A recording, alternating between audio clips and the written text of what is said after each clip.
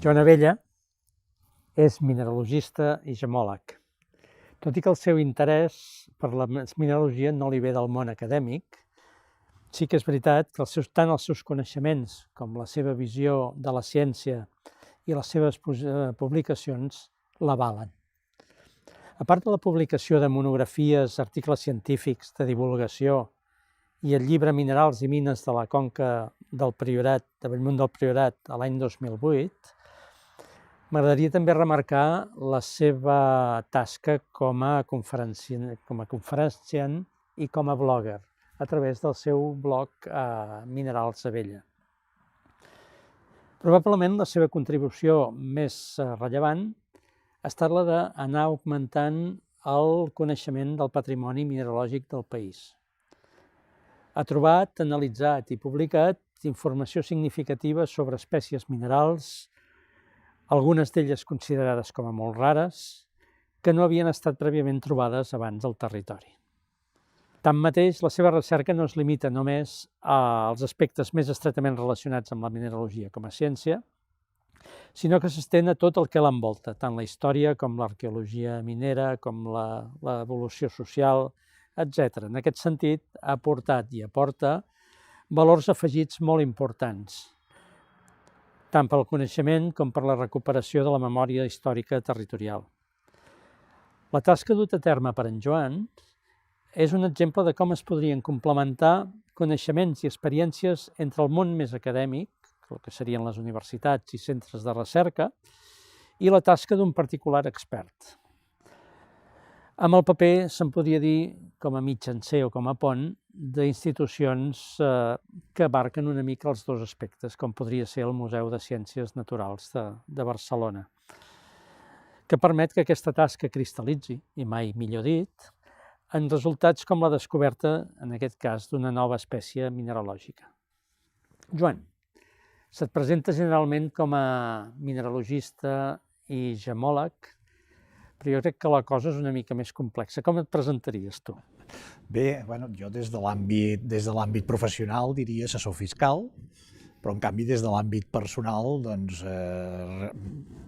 la mineralogia m'ha interessat des dels 11 anys, la mineralogia en un àmbit global i d'una forma àmplia.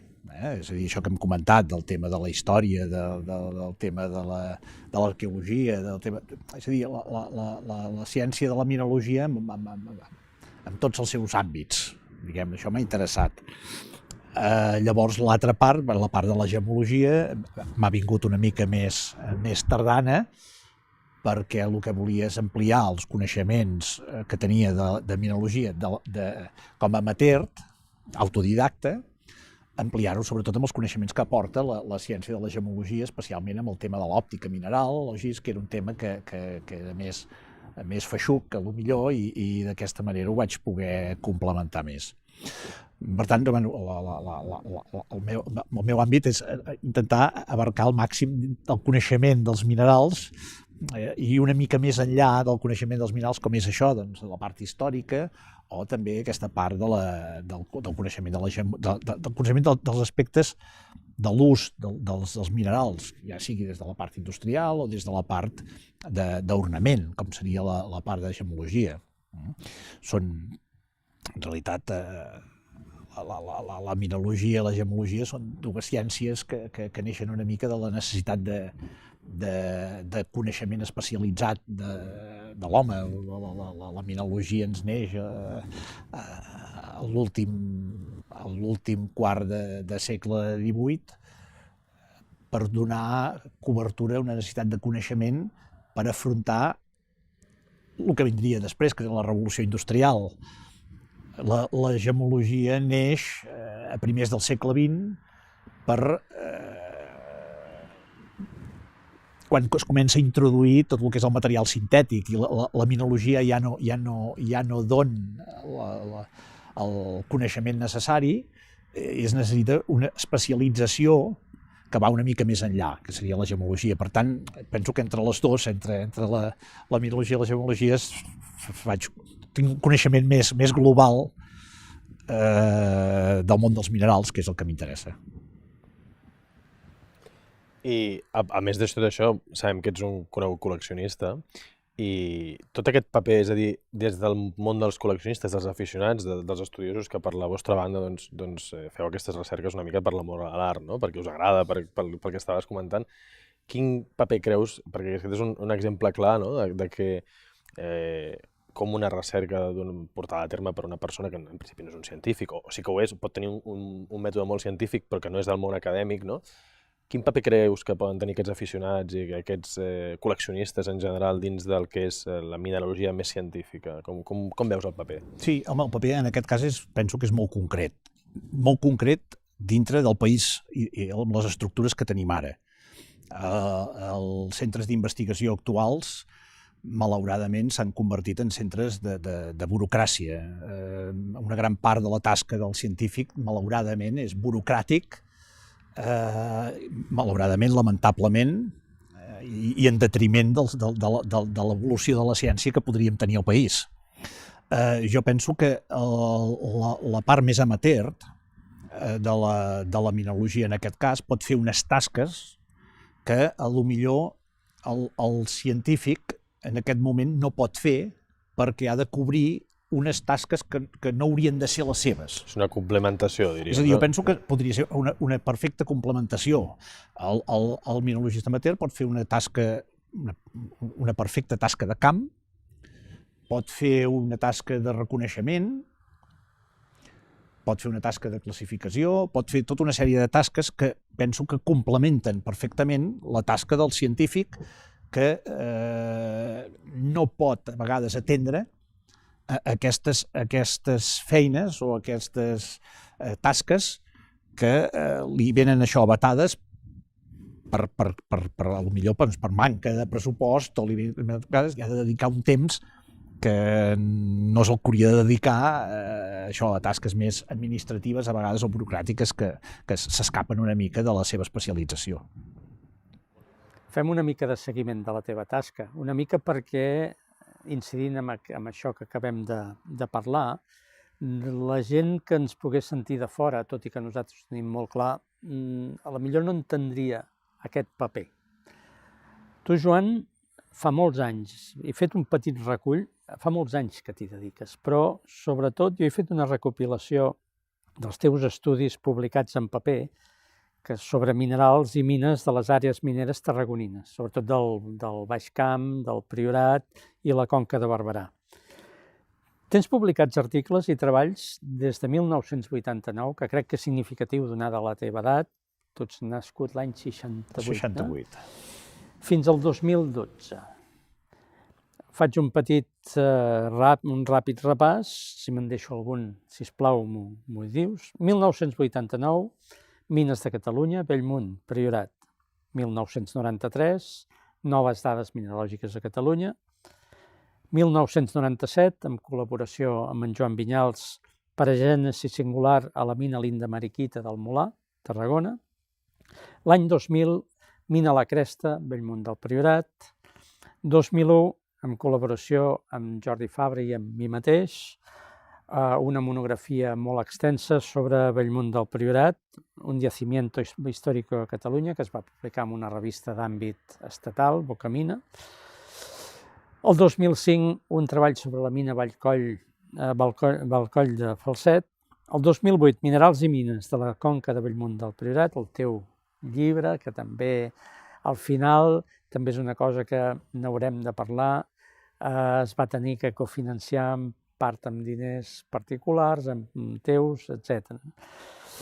I el 2012, rancieita, bustamita, cummingtonita, neotocita, noves troballes a la mina La Serrana, al Molar del Priorat.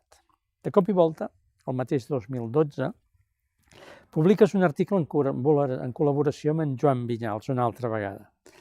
Nous minerals de la mina Eureka. Metamonerita, schroekingerita, bolbodita i gordeïta, Castell-Estaó, la Torre de Cabdella, Lleida. Què et va dur a abandonar els teus territoris de caça habituals i anar-te'n bastant més amunt? Bueno, no he deixat tampoc el tema del Priorat i d'aquella zona, perquè és d'una importància cabdal en quant a mineria i en quant a mineralogia. El que sí que a mi realment el que més m'ha interessat dintre dels jaciments de minerals és sobretot les paragènesis, és a dir, que hi hagi una paragènesis rica. Jo ja havia estat a la mina Eureka de jove i quan hi vaig anar, doncs, que deurien ser l'any 2008, va ser una mica quan vaig acabar el llibre. És a dir, quan vaig acabar el llibre vaig anar cap a la mina Eureka i el primer que em vaig percatar és que, evidentment, només hi havia un estudi important a la zona, que és el que havia fet el doctor Ribas, sobre els minerals d'urani d'allà. Ell havia determinat una sèrie d'espècies. En el seu moment va ser un treball important perquè va donar a conèixer espècies que no s'havien trobat en el país, però el que sí que me'n vaig donar compte ràpidament quan vaig arribar allà és que hi havia moltes més espècies, però moltes més de les que ell havia citat.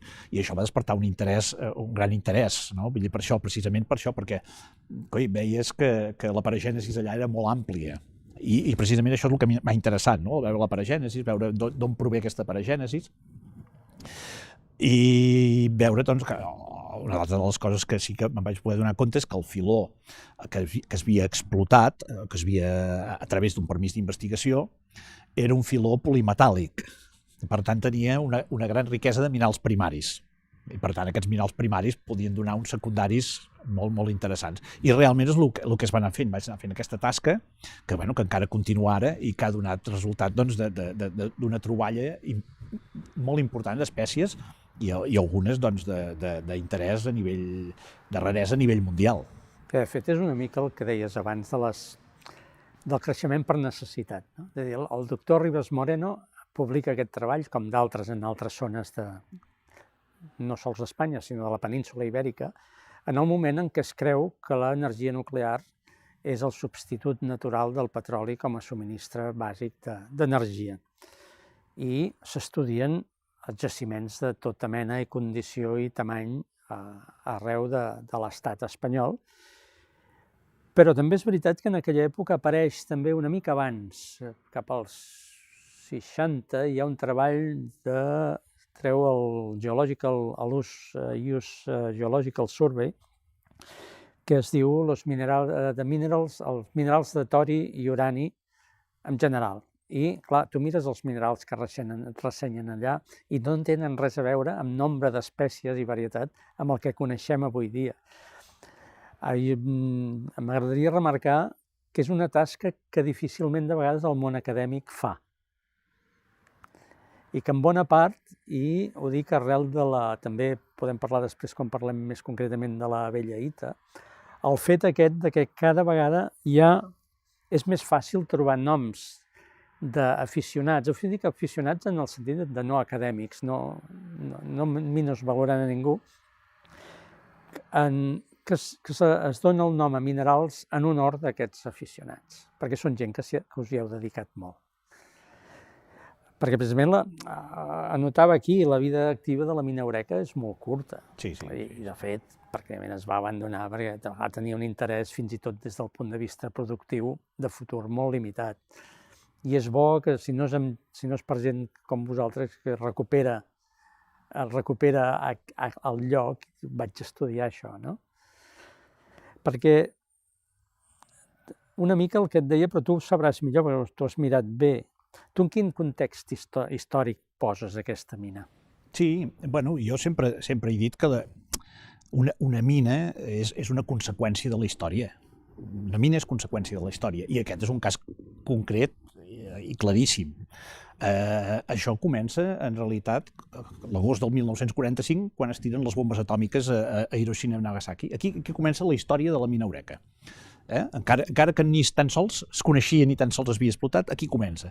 Per què? Quan es tiren les bombes atòmiques, a Espanya, el govern de Franco, és quan pren consciència de que allò és una arma defensiva i vol, tant sí com no, ser una potència nuclear. Així es comencen a crear juntes, primer secretes, després la Junta d'Energia Nuclear. A partir de la Junta d'Energia Nuclear això els hi permet entrar a l'ONU. Amb l'ONU arriben a fer convenis diplomàtics amb Espanya, que Espanya aconsegueix d'alguna forma tenir la tecnologia a canvi de cedir bases estratègiques als Estats Units, i amb aquell govern autàrquic totalment del general Franco, el que intenten és que l'urani que es necessita el volen treure de la pròpia península. Urani espanyol, no deien? Sí, em sembla. El volen treure de la pròpia península, i és quan es comencen a fer els estudis radiomètrics escampats per tota la península i detecten doncs, això, un punt calent doncs, aquí a la Vall Fosca, bastant ampli, una zona bastant àmplia i tal. I en realitat això comença el 1961, és quan se'ls atorga el permís d'investigació, ho fan a través d'un permís d'investigació, curiosament. L'any 62 comencen a muntar tota la infraestructura que avui es pot veure, que és una infraestructura necessària, per explotar la mina de forma efectiva, amb tramuixes de càrrega, amb plans inclinats, amb les galeries, etc. Bueno, vaja, tot com una explotació racional de la mina. El que, curiosament, quan arriba l'any 65, ells en realitat treballen 4 anys, del 62 al 65, i el 65 això ja queda abandonat definitivament. En realitat coincideix també, això històricament, coincideix en que el preu dels salaris dels miners augmenta considerablement arrel de les vagues que hi havia hagut en mineria, va entrar molta oferta d'urani a nivell global i el preu va baixar i llavors allò ja no va ser productiu. I, no obstant, ells tenien encara un projecte encara per 4 anys més d'investigació. El curiós del cas és que quan t'agafes l'expedient miner i veus els mapes que van fer, a les galeries, petites galeries, perquè les galeries de la mina Eugènia, la més grossa, superen poc els 100 metres. Per tant, és un recorregut molt petit. Però, en canvi, en els planells posava ximenees, que havien fet 2 ximenees a cada galeria. Clar, quan entres dintre i veus allò, dius, això no són ximenees, que les ximenees només per l'aire i així. El que van fer en realitat és una explotació emparada amb un permís d'investigació. Es van treure, segons ells, 500 tones de mineral, que segurament devien rondar les 700, i això ho van portar en gran part a Jaén, a la planta que tenien a Andújar, per processar, i llavors una altra petita part la van portar a Moncloa, a Madrid, per fer estudis, que realment es van fer estudis. L'any 66 es van presentar uns treballs a Viena pel tema de l'urani, en què se citen ja el material d'aquesta mina, de la mina Eureka. Gràcies a aquells estudis sabem que tot el material que van treure allà contenia un 0,172% d'octòxid de triurani, que és el material, un cop ha quedat processat, és el material que després d'aquí poden enriquir l'urani.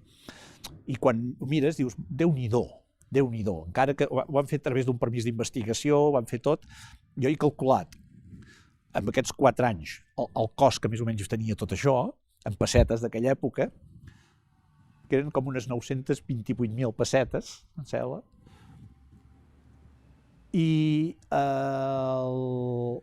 el material que van obtenir, calculat el material que van obtenir a l'època, supera aquesta quantitat. Per tant, dius, Déu-n'hi-do, encara que sigui molt poca quantitat en tonelatge, Déu-n'hi-do, vull dir, no tan sols van amortitzar, en 4 anys van amortitzar tota l'obra que havien fet i tots els costos. És a dir, que el que van fer allà és una explotació emparada amb un permís d'investigació. Parlaves també sobre la mina Eureka com un punt calent, no? Dins de la península n'hi ha d'altres. Has citat Andújar, per exemple, tota la serra de Còrdova, a nivell d'urani, les zones de Salamanca, però, i la mina Eureka aquí a Catalunya, no?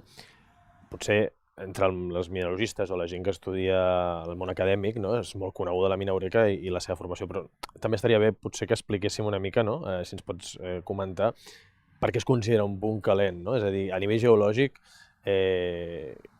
on englobaríem la mina eureka o com la descriuries a nivell de jaciment geològic per ser un posant?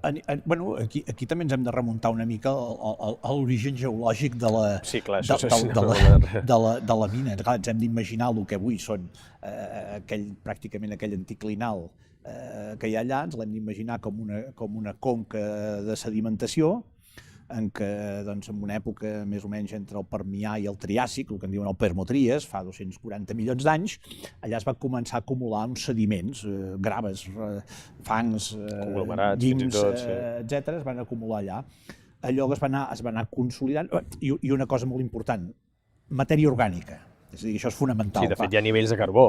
Exactament, es van acumulant la matèria orgànica. Quan tot això es va anar consolidant i aquesta matèria orgànica es va metamorfitzar i carbonitzar, com que la roca és porosa, encara els fluids que portaven els ions d'urani, vanadi, etc., el que es van fer, que estaven en valència oxidativa, el que va fer és que quan es van trobar amb els carbons es van reduir. I van precipitar. I es van precipitar. El que va fer la matèria orgànica va contribuir a que precipités aquest material i que tot allò s'enriquís, aquells estrats s'enriquissin amb els minerals primaris, amb el sulfur, la calcopirita, la bornita, la galena, que aquesta és molt important pel tema de la bellerita, i per descomptat l'òxid d'urani. Llavors aquest és en realitat és la part important, no? El fet de que hi hagués aquesta matèria orgànica és la que va fer que en realitat avui això sigui un punt calent dintre Catalunya per l'obtenció d'urani, aquesta captació que va fer el plom. De fet, allà a la mina, si ens hi fixem, hi ha el que en diuen red bits, que són estrats, que en diuen estrats vermells, perquè part del gres és vermell perquè conté l'òxid de ferro. És d'origen continental i llavors... Sí, i perquè conté ferro trivalent, i en canvi la part on hi ha la mineralització està més reduïda i conté ferro bivalent, i és més clara, que és on es troba precisament la mineralització. Llavors, a partir d'aquí ja es va anar seguint el procés geològic, és a dir, que aquí, durant l'orogènia alpina, quan es van formar els Alps, es va formar una mica l'anticlinal, la formació d'anticlinal, que va fracturar tot aquest material primari i tota la roca, i és la que va permetre que les aigües meteòriques anessin lixiviant els elements, que llavors van donar tots aquests secundaris, tota aquesta formació tan rica de minerals secundaris. I finalment, doncs, bueno, a partir dels anys 60, quan es fa la mina i s'abandona, queden aquelles galeries que reuneixen les condicions fisicoquímiques per donar aquests minerals de neoformació, que són dels més interessants del jaciment i més rars. Clar, és un laboratori pràcticament natural. Actualment s'estan formant aquests minerals. Sí, és un cristal·litzador natural. De fet, vaig tenir aquest estiu l'oportunitat de veure in situ, que això no ho havia vist, la formació de la natrouranospinita encara dintre la gota d'aigua, formant-se i cristal·litzant dintre la gota d'aigua. No? Això té una sensació de dir, ostres, una cosa, un mineral que s'està formant en aquells moments. Està creixent, no? Està creixent, s'està formant en aquell moment, no? I va permetre treure algunes fotos força interessants. Sí, perquè dintre la cuina, sempre un jaciment mineralògic és una mica com una cuina. És dir, en una cuina es pot fer des d'una truita de patates fins a anar al Ferran Adrià. I una mica jo posaria l'Eureka dintre, més cap al Ferran Adrià. Sí, jo penso que sí. És una cuina complicadeta. Fins al punt que dintre l'àmplia gamma d'espècies minerals uraníferes i no uraníferes, perquè la bellerita no ho és. Sí, no ho és, per exemple, que s'han trobat i que segurament es trobaran, n'hi ha moltes que, com dèiem abans, fa relativament poques dècades ni es coneixien. Ens en pots parlar una mica d'aquestes espècies rares? Sí, bueno, dintre de la mina eureka... Perdona, i si creus que se'n trobaran, que es pot trobar alguna altra espècie nova? Sí. Aquí, tal com comentava abans, el tema de la formació dels minerals primaris, l'excepcionalitat d'aquest jaciment rau, en primer lloc, en el fet de que el filó primari és polimetàl·lic, és a dir, que hi ha diferents minerals primaris i, per tant, molta riquesa amb elements. Tenim coure, tenim vanadi, tenim bismut, tenim plata, tenim urani, tenim galena, etc. Per tant, l'exhibició d'això ha fet que, per exudació, cristal·litzessin dintre la mina uns minerals molt rars a nivell mundial. Per exemple, tenim l'andersonita, que és força interessant, que és l'uranil carbonat de sodi i calci hidratat, que n'hi ha en certa quantitat, n'hi ha en certa abundància, però tampoc és un mineral que a nivell planetari n'hi hagi massa, perquè com que té la propietat que és soluble en aigua, clar, no totes les mines on s'ha format requereixen les condicions òptimes perquè es formi o perquè es mantingui. Perquè, clar, o unes mines és perquè estan en zones àrides i, per tant, no es forma l'andersonita, o unes perquè els climes, potser tropicals o així, fan que hi hagi massa humitat i tampoc es pugui formar. I, en canvi, aquí a la mina s'han format unes colades, unes formacions dintre la mina d'andersonita,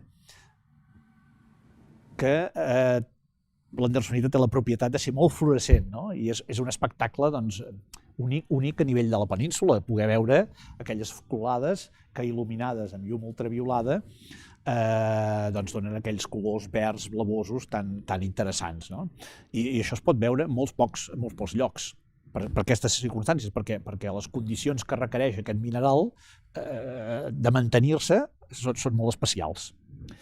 L'altre mineral que vaig tenir la sort de poder trobar i classificar l'any 2008 va ser la cecaïta.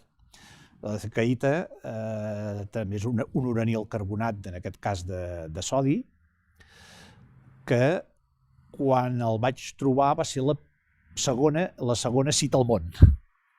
Això va ser... va donar molt de goig poder-ho trobar. Sí, no és una nova espècie, però quasi bé. Quasi ho va ser, perquè havia estat aprovada com a espècie el 2003. I ja la vaig trobar i classificar el 2008. Fins i tot el senyor Cerca, a qui va dedicat aquest exemplar, em va demanar mostres de la mina, perquè inclús les mostres que vam trobar a la mina Eureka llavors eren millors que les que s'havien trobat al jaciment de la mina Zbornov, a Jasimov, a la República Txeca. I aquest mineral també té unes propietats molt curioses que també requereixen d'unes condicions molt especials, tant per formar-se com per mantenir-se.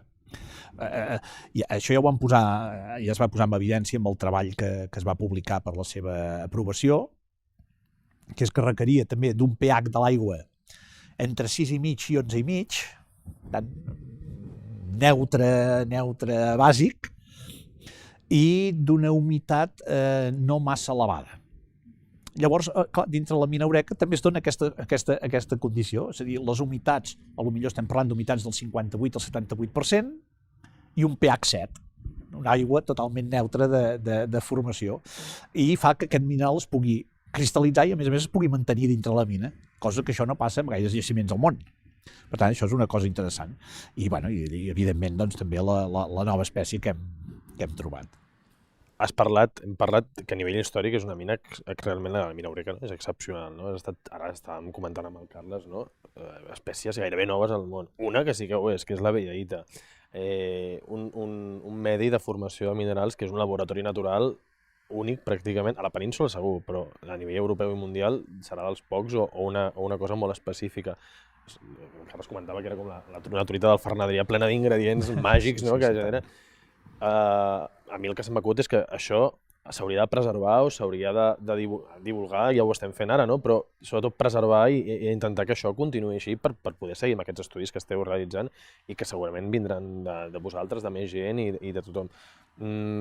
Quines iniciatives que s'han de prendre a nivell ja no només científic, sinó també polític i institucional per preservar aquest espai que és únic? Sí, jo penso que aquí l'Ajuntament de la Torre de Cabdella ja ha pres mesures, ha pres consciència ràpidament ha pres consciència del que tenen, cosa que a vegades no és habitual, tampoc, que a nivell polític es prenguin mesures, però sí que el que s'ha fet, simplement s'ha fet el que s'havia de fer, que era posar porta a les dues galeries principals, porta de reixa, a més, que no impedeix el fluid d'aire i no perjudica gens la mineralització, i s'està treballant amb un protocol, també s'està treballant amb un protocol per establir en quines condicions i en quins moments es pot accedir a la mina per treballar-hi. En principi, el que s'entén és que darrere hi ha d'haver un projecte d'investigació. Un projecte d'investigació, seriós i fefaent, que sigui evidentment presentable. Penso que és el que ha de ser. I llavors, a més, a part d'això, el que es farà és una museïtzació de la mina, però en aquest cas a través de gravacions de vídeo, precisament d'això, de les colades aquelles que parlava abans de l'andersonita, del tema del nou mineral, algun vídeo també d'interior, exposant els filons i d'on han sortit els materials. Ens explicaves abans sobre la geologia i l'origen. Exacte, sí, explicar una mica, i tot això a través, de moment, a través del mateix museu d'hidrologia que tenen allà a la Torre de Cabdella Muntat, de moment. Però jo penso que ja és un pas molt important, el fet aquest que s'hagi preservat, perquè allà el que hi va haver durant molt temps és un abandonament total, que el que feia és que també, gent a vegades sense cap pretensió d'estudi ni cap pretensió de res, piqués indiscriminadament, s'endugués a casa piles i piles de mostres perquè els resultava atractiu perquè eren fluorescents, i que això hagi quedat, en realitat, emmagatzemat en molts llocs, sense que s'hagi pogut treure una rendibilitat, diguem-ne, científica, en aquest cas.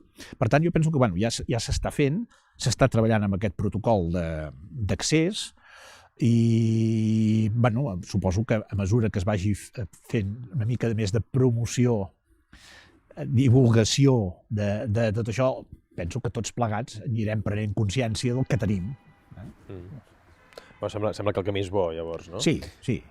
Retornant una mica al que comentaves estàvem dient tot això, ve donat perquè la protagonista de la història, a part de tu, és la vella Ita, no? És aquesta nova espècie... Tu arribes allà a la mina Eureka, i ens ha explicat una mica el Carles com hi vas arribar, no?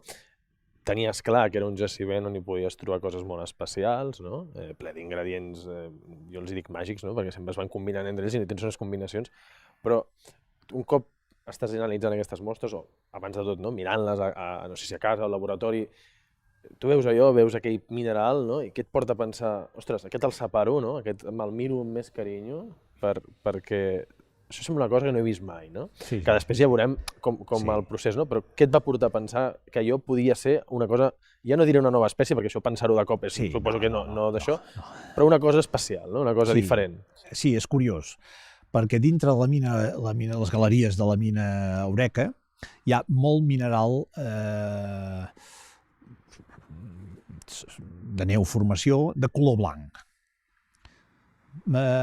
com la thenardita, és a dir, molt sulfat de sodi, la picofarmacolita, etc. Però tots aquests minerals, què són? Són mates. I el que jo vaig veure dintre el jaciment és que en el filó primari, en el filó d'urani, i en contacte directe amb l'urani, hi havia un mineral blanc, amb molt poca quantitat, però que tenia lluïssor. Això em va cridar molt l'atenció, és a dir, tenia una lluïssor molt intensa. Comparat amb els altres minerals blancs que ja coneixia de neoformació de dintre la mina, vaig veure que aquell no tenia relació amb allò. El que sí vaig poder veure és que era diferent, almenys era diferent de l'altre que hi havia. Això sí que ho vaig poder veure. Quan vaig arribar a casa i vaig poder observar els cristalls sota el binocular i veure que realment tenia unes propietats que evidentment no coincidien amb cap mineral del jaciment. Evidentment tenia clar que allò era una nova espècie dintre del jaciment, això sí. I el que vaig poder jo determinar, simplement vaig poder determinar plom. Cal determinar plom amb un mineral amb unes característiques que no eren les d'altres espècies de plom, i tot això em va portar a sospitar de dir, home, si aquí hi ha molt sodi, hi ha plom, hi ha tal, ostres, això ja té una certa raresa. Llavors va ser quan em vaig posar en contacte amb en Joan Vinyals, que ja estàvem col·laborant pel tema de l'estudi d'aquestes espècies, i ell, clar, al fer la prova de SEM també ja va veure la composició, que no era una composició massa habitual, per no dir gens habitual, perquè minerals de plom i sodi n'hi ha molt pocs. Cosa estranya. Molt pocs. És aquesta truita del Ferran Adrià. Sí, és exactament això, una cosa excepcional, una cuina molt excepcional. Després va fer la difracció de raig X i ja va veure que allò no era un mineral conegut. I llavors és quan vam ja iniciar una mica tot el procés d'estudi de la nova espècie. Sí, perquè aquest procés, veient com es desenvolupa d'aquesta espècie i el d'altres, però, per exemple, sobretot en casos d'espècies tan rares com aquesta, aquest procés d'estudi i validació porta molt de temps i requereix el que demana la International Mineralogical Association són una sèrie de proves molt determinades amb resultats molt definits. Podríem més o menys parlar en quins termes es mouen aquestes definicions, però en general resultats molt definits. Per tant, necessites tècniques complexes, tècniques molt variades, per tant, suposo que t'has vist obligat a anar espigolant una mica centres d'estudi diferents. Tu com valoraries, què destacaries d'aquesta col·laboració, tant des del punt de vista científic com humà, amb les persones i les institucions de les quals has necessitat? Sí, això va ser molt interessant, perquè, clar, aquí a Catalunya no hi havia cap grup de treball que hagués fet mai,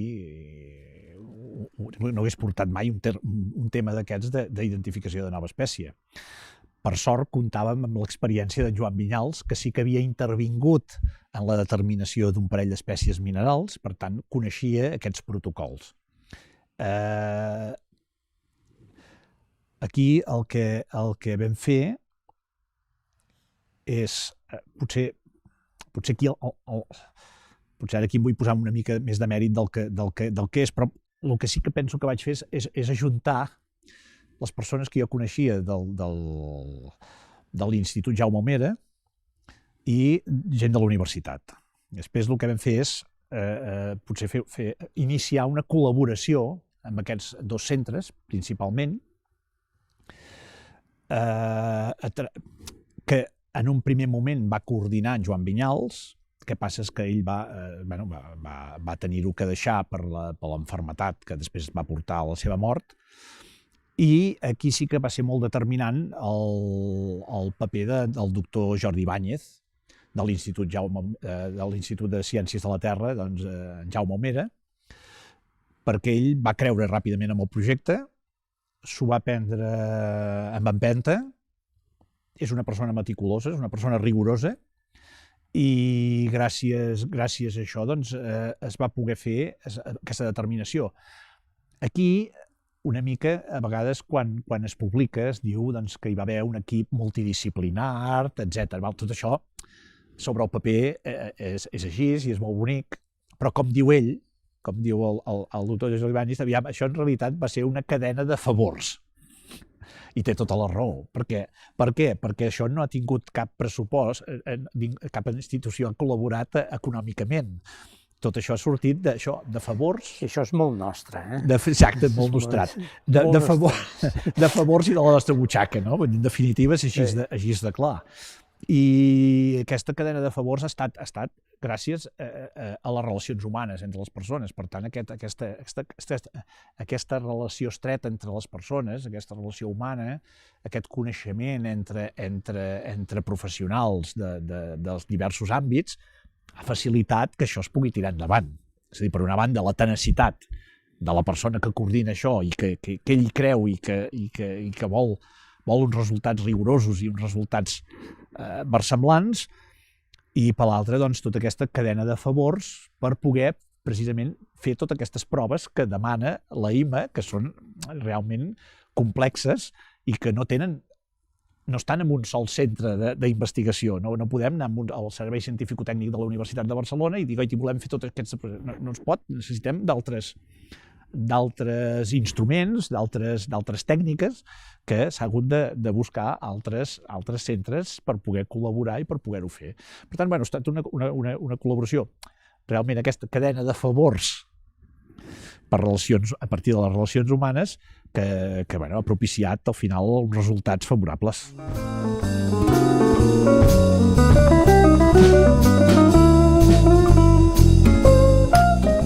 Aquí la tenim, les tenim dues mostres, el holotip i el cotip, les joies de la corona. L'IMA, quan valida una espècie, entre les dades que dona, una és la del nom, i quan aquest nom correspon a una persona, a un antropònim, comença sempre in honor of, en honor de. Crec que l'expressió és adequadíssima. Tu, tot i saber que això ja es cuinava i que estava en marxa, com et vas sentir? Home, són sensacions d'aquelles que, com diuen, costen d'explicar. La sensació és com la de tenir un fill. És una sensació que dius, costa d'explicar, és una sensació, és una reacció d'emocions com aquestes, com de tenir un fill, no? És a dir, per una part és emoció, per una altra és honor, per l'altra és un reconeixement, et sents molt reconfortat. És una sensació, és una emoció. Realitzat, no? Potser sí, també. És una emoció, sí, una emoció forta. És una emoció forta, en aquest cas. Perquè, de fet, és la primera espècie mineral determinada a Catalunya. Sí, és la primera espècie mineral nova a Catalunya. Catalunya. Sí, com a nova espècie, sí. Que es troba a Catalunya, és a dir, que es troba a Catalunya, que està investigada des d'investigadors de Catalunya, que el descobridor és català, que el jaciment tipus està a Catalunya, per tant, clar, això és la primera vegada que succeeix. No? Per tant, això dona molta satisfacció, sí. Nosaltres estem molt contents que estiguin aquí, però, com tu has dit, una mica són fills teus o filles teves. Fer-nos tu la presentació. La presentació, doncs, mira, aquí aquesta és la belleïta, la primera espècie mineral nova descoberta a Catalunya. Un carbonat de sodi i plom. És a dir, el que hem comentat abans, una associació molt poc freqüent a la naturalesa. És un mineral de neoformació, és un mineral que s'ha format en els darrers 40 anys a les galeries de la mina Eureka. És un mineral que es forma, en realitat, per què? Doncs perquè aquest filó polimetàl·lic, aquest filó primari que conté la uraninita, també conté galena, fins i tot conté també tel·lurur de plom. Per tant, la lixiviació d'aquest material és el que aporta aquests cations de plom a l'espècie. Després, en realitat aquí, encara que es veu només una franja blanca, si nosaltres la mirem amb augment, el que veurem en realitat són cristalls d'hàbit laminar, fins i tot pseudohexagonals, si ens hi fixem amb els més petits són pseudohexagonals. La majoria d'ells són de transparents a blancs i presenta una característica molt particular, que és la lluïssor.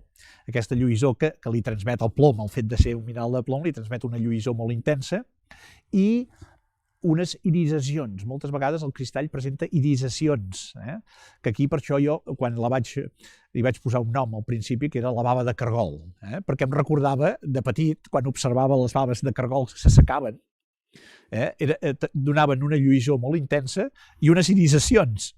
I això em va recordar molt això de la bava de cargol, que inclús amb en Joan Vinyals fèiem la broma a vegades, que com està la bava de cargol, ja hem avançat amb l'estudi. Doncs, és això. El tema de duresa no s'ha pogut determinar, en principi és una duresa baixa. Sí que sabem que en aquest cas no és soluble en aigua, és soluble en àcid però sense efervescència. s'assembla molt dintre d'un altre mineral que sí que és paragènic, aquest és la gordaïta, que s'hi sembla bastant en quant a cristal·lització i així, però la podríem diferenciar per una qüestió de fusió, és a dir, si intentem fusionar doncs, un mineral i l'altre, aquesta agafaria una tonalitat marron, mentre que la gordaïta passa per tota una sèrie de coloracions des del verd fins al negre, pràcticament. No? Bé, una cosa que també és interessant de remarcar, dues, vaja. Una és que el mineral existia ja el sintètic. Quan el vam determinar vam tenir molta sort amb aquest aspecte, que ja existia el component sintètic, el compost sintètic, es havia sintetitzat, és a dir, aquest carbonat de plom i sodi es havia sintetitzat. Per tant, aquí vam tenir la sort de ja tenir estructura, que això va facilitar també molt el treball d'investigació. I després també el fet aquest de que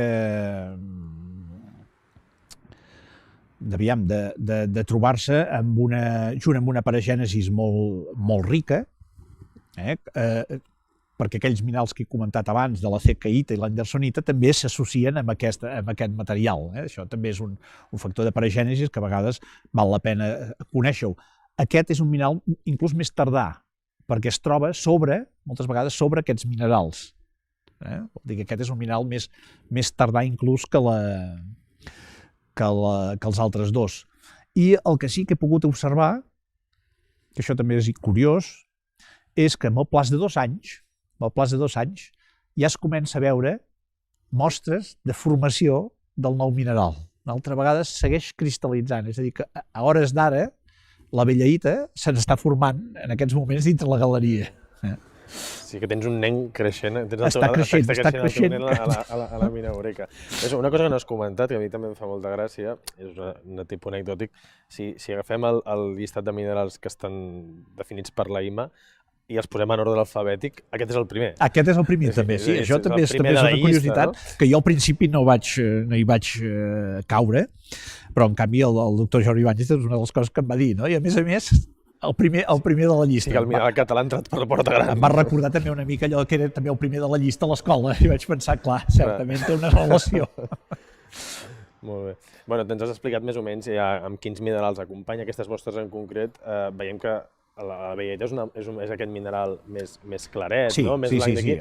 I tot això més negre suposo que és una barreja de carbó amb algun òxid d'urani, no? Sí, aquí hi ha algun altre mineral d'aquests primaris que sempre va associat molt directament al mineral primari. És a dir, no flueix massa el mineral i es troba desplaçat. Sí, no es troba molt lluny de la font primària. No, sinó que es troba molt directament en les microfissures del mineral primari. Espero que segueixi creixent, no? Per aquí. Canviarem de caixa. Sí, a veure si ens fa més gran, si sembla. Això no és que estigui aquí l'exemplar, aquests exemplars, suposo que no és casual. Amb tu ens coneixem de fa molts anys, hem col·laborat en algun article. Com deia abans, si alguna cosa em va semblar d'entrada ja positives és el teu rigor a l'hora de treballar i el teu punt de vista, però el que no tinc tan clar, perquè també la nostra relació ha sigut discontínua, és a dir, tu has tingut una relació amb el museu, és a dir, a mi m'interessa no tant la relació que hem tingut tu i jo, com la teva relació, com has sentit tu quina és la teva relació amb el museu, quina ha sigut, quina creus que podria ser, i a part que ens hagis fet l'honor i la confiança de dipositar aquests exemplars aquí, si t'hem fallat amb alguna cosa. No, aviam, la relació evidentment comença quan començo l'afició pels minerals, perquè com tot aficionat sempre busques veure millors exemplars i més varietat d'espècies. A mi sempre m'ha agradat això de la varietat d'espècies i el Museu Martorell als inicis m'oferia aquest ampliar el meu coneixement. El personal que hi havia, en aquest cas en Carles Curto, sempre ha estat molt atent a qualsevol necessitat que he tingut. I quan he tingut alguna necessitat, doncs el museu ha respost. El museu ha respost. Potser, doncs, al museu li ha faltat, com moltes institucions d'aquest país, li ha faltat pressupost. Penso que el que li ha faltat és pressupost potser per ampliar la col·lecció, potser pressupost per tenir doncs, un millor espai perquè els aficionats o investigadors doncs, hi puguin treballar, però bueno, em sembla que això ara anirà quedant resolt, ja està el tema més resolt. Jo, aviam, evidentment, quan es va determinar l'espècie i es va plantejar el fet de depositar doncs, el mineral en un museu, aviam, jo no vaig tenir cap dubte, ni un, de que havia de ser el Museu de Geologia de Barcelona. Per què? Perquè té la infraestructura, però sobretot el que té és aquesta part humana, és a dir, sempre ha tingut un conservador de la col·lecció mineralògica. Per mi això era fonamental, perquè si no, potser sí que ens ho haguéssim replantejat, però el fet de que el museu sempre ha tingut un conservador de la col·lecció i, per tant, una persona versada en els minerals, especialitzada en aquest tema, feia doncs, que, evidentment,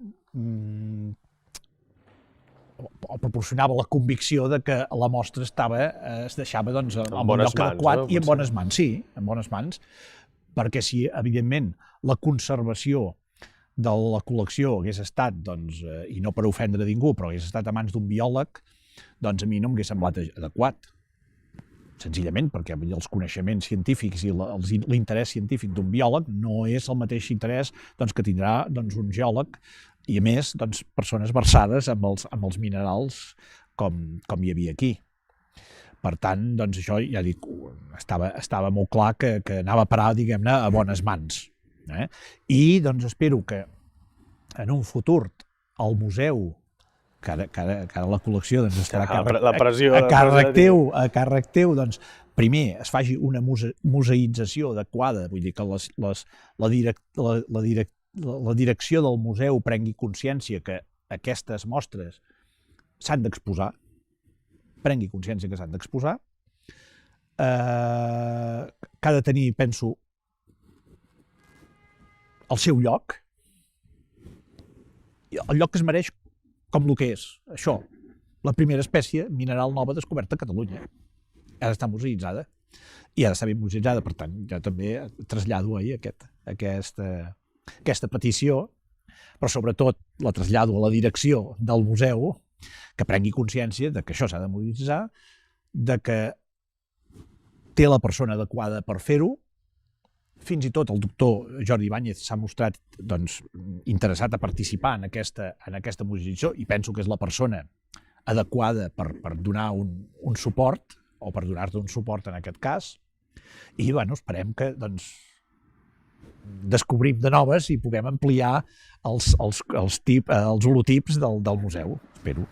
I la veritat és que tot això que has explicat també ve molt relacionat amb que la IMA obliga a que un cop es descobreix un mineral hi hagi un tipus i un cotip, o almenys un tipus, dipositat en un museu que reuneixi unes característiques. Exacte, que reuneixi unes condicions. És a dir, no tots els museus que hi ha a Catalunya en aquests moments que tenen minerals exposats reconeixen les condicions que té el museu actualment, que és això que he dit. Té estructura, sobretot per mi, el que ha de tenir és estructura, i el personal adequat i fins i tot les instal·lacions adequades doncs, per poder conservar la mostra adequadament i tenir-la al servei o oferir-la als científics que puguin estar interessats en treballar aquest tema. Des d'aquí també el que deies d'agrair-te el fet que hagis confiat en la institució, donar-te el missatge no només a tu, sinó potser al que ens estigui veient, de que això està aquí perquè no només,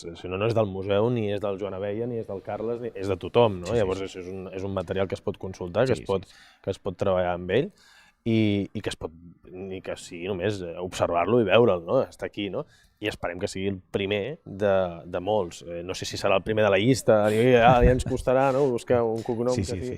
però segur que esperem que això segueixi així i que segueixi creixent, no només la vella ida, sinó la llista, no?, de minerals. Sí, el jaciment, que potser abans no he acabat de completar la pregunta que em feia, no? El jaciment penso que encara pot oferir possibilitats de noves troballes. És a dir, en aquests moments, ara iniciarem el treball d'una nova espècie mineral, que és una mica més complexa potser que aquesta, perquè el tema de l'estructura està molt amorfitzada, però bueno, que s'hi treballarà i que esperem que en un temps doncs, acompanyi la vella dita, exacte, pugui ser companya d'aquesta espècie. Però penso que també el jaciment, degut precisament a això d'aquesta riquesa en minerals primaris, penso que ens pot donar encara alguna altra sorpresa. Perquè, precisament, això que dèiem d'aquestes xemeneies que deien els expedients miners que hi havien, com que són labors d'explotació, el que falta també és ara estudiar una mica aquestes labors d'explotació. I aquí jo estic convençut que encara sortirà alguna cosa, encara ens pot donar alguna sorpresa, i esperem que sigui així. Doncs esperem que aquesta cuina, 5 forquilles, ens doni encara molts fills i moltes satisfaccions, i res més que agrair-te que hagis estat aquí, agrair-te l'honor que ens has fet a la ciutat pel fet de donar aquestes peces aquí i dipositar-les aquí, felicitar-te, evidentment, i una mica, no és per fer-te la pilota, però prendre't una mica com a exemple del que pot ser una fruitosa relació entre les institucions públiques i el món privat. Moltes gràcies, Joan. Gràcies a vosaltres. L'honor és meu d'haver-me convidat a aquesta casa, això ja em dona molta satisfacció. És casa teva. I esperem que la relació vagi a més. Molt bé. Gràcies. Moltes gràcies.